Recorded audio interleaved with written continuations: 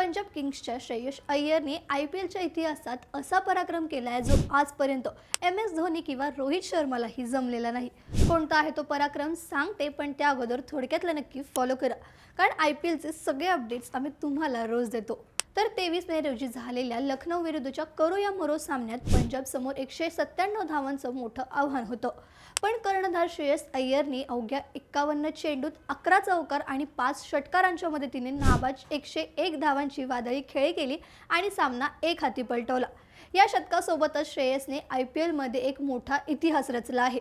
IPLच्या इतिहासात धावांचा यशस्वी पाठलाग करताना चौथ्या किंवा त्यापेक्षा खालच्या क्रमांकावर फलंदाजीला येऊन शतक झळकवणारा तो पहिलाच कर्णधार ठरला आहे। याआधी विराट कोहली, संजू सॅमसन आणि वीरेंद्र सेहवाग यांनी कर्णधार म्हणून धावांचा पाठलाग करताना शतकं ठोकली होती, पण ते सर्व आघाडीच्या 3 क्रमांकावर खेळले होते।